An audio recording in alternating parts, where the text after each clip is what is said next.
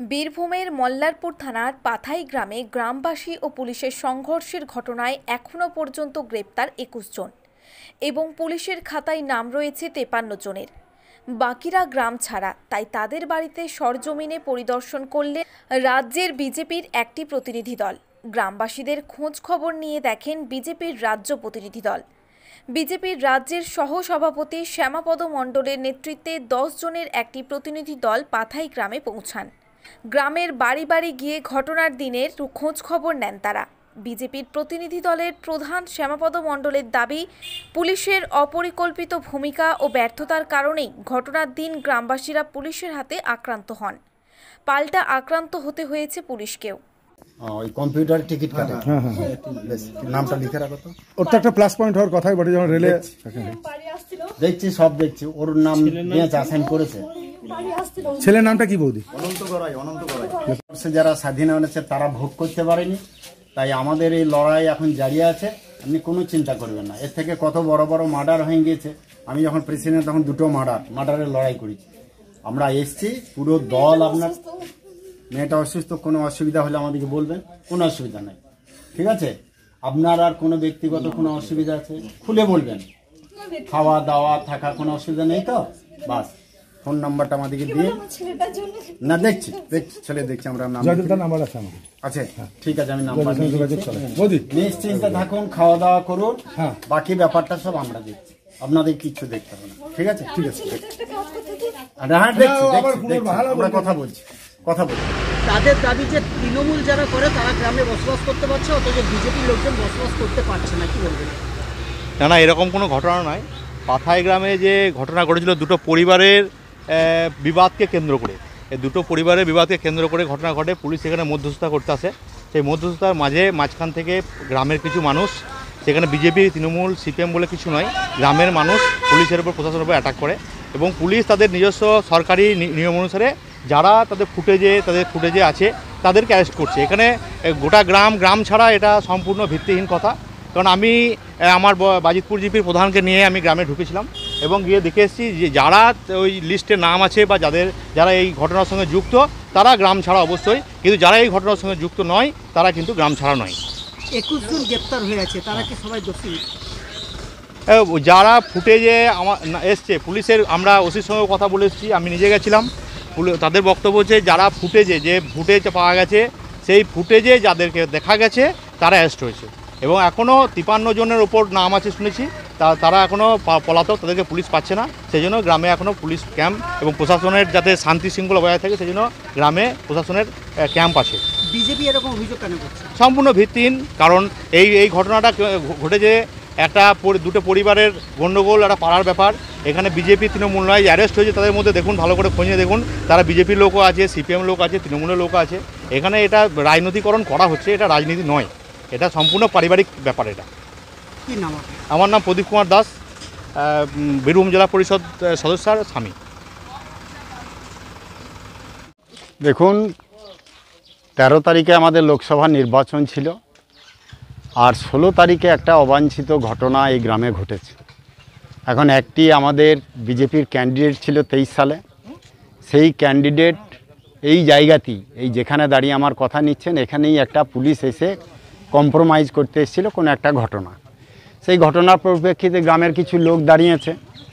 এখন তৃণমূলের কিছু লোক ছিল, তারা এখন আমাদের ওই যে দাঁড়িয়েছিল বুদ্ধদেব মণ্ডল, তাকে সরাবার কথা পুলিশকে বলে।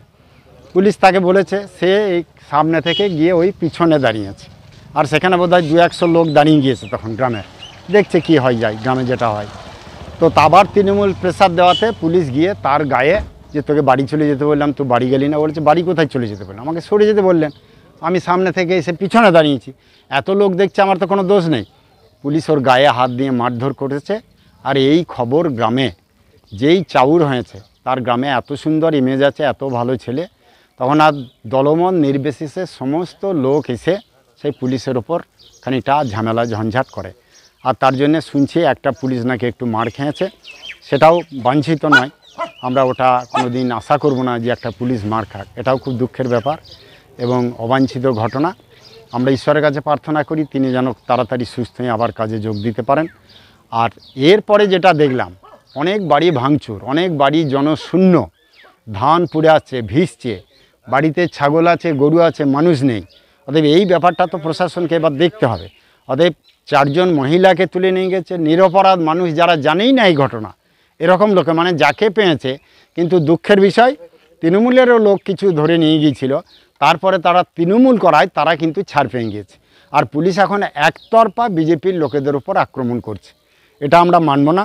আমরা প্রশাসনের সঙ্গে কথা বলবো এবং নির্দোষ লোকগুলোকে অবিলম্বে নিঃশর্তভাবে মুক্তির ব্যবস্থা করতে হবে, মুক্তি দিতে হবে এবং বাকি সবাই যাতে বেল পায় তার দেখতে হবে।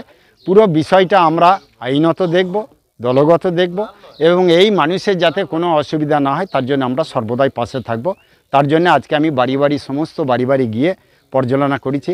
অনেক বাড়িতে পুরুষ মানুষ নেই, তাদের বাজার করার লোক নেই, বৃদ্ধা মা, বৃদ্ধা বাবা কথা বলতে পারছে না। এই সব মানুষদের কি করে কি সুরাহা করা যায় এটাও প্রশাসনকে দেখতে হবে। আর কোনো বাড়িতে যদি চুরি ডাকাইতে হয় তখন আমরা প্রশাসনকে ছাড়ব না।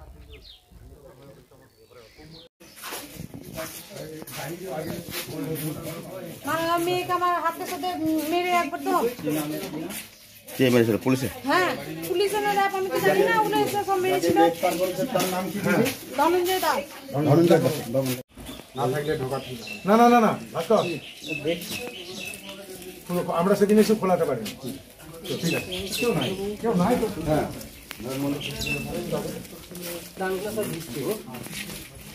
সাথে ধানগুলো সব নষ্ট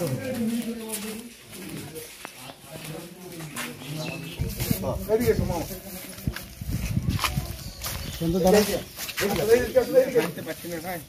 বসুন বসুন, এই যে গলায় ব্যথা, হালমুড়ি কিচ্ছু খেতে পারে না। গোটা গ্রামের লোক জানে যে ওই বাইরে থাকে। আমার ছেলে কোনোদিন এখানে বাড়িতে থাকে না। কোথায় থাকে? বিকাশ ও বোম্বাইয়ে কাজ করে। লেখো তো বাবু। কি নাম? বিকাশ বিকাশ বাগদি। বোম্বাইয়ে কাজ। আপনাদের বাড়ি তো? না স্যার, আমার বাড়ি ওই দেখুন মাটির বাড়ি। তো গ্রেপ্তার হয়েছে তো? হ্যাঁ, বাইরে কাজ করে। হ্যাঁ, বোম্বে থাকে। হ্যাঁ, ও তো সবাই পাড়া গ্রামে ছবি তুলে নিয়ে চলে গেছে। সব ভাত মুড়ি খেতে পারে না, খানি কটুয়া দুধ খায়, গাই দুধ খায়। পয়সাটা কোথা থেকে পাবো? গ্রামে কি কাজ আছে? এই ছেলের নাম কি? এই ছেলের নাম আকাশ বাগদি। বিকলাঙ্গ ছেলে আকাশ বাগদি। বেশ, আমরা দেখছি। দেখুন পুলিশ যেটা করেছে তখন তা যা করেছে ঘরেই আমার করেছে। কবে ভাঙচুর হয়েছে এগুলো? 16 তারিখে।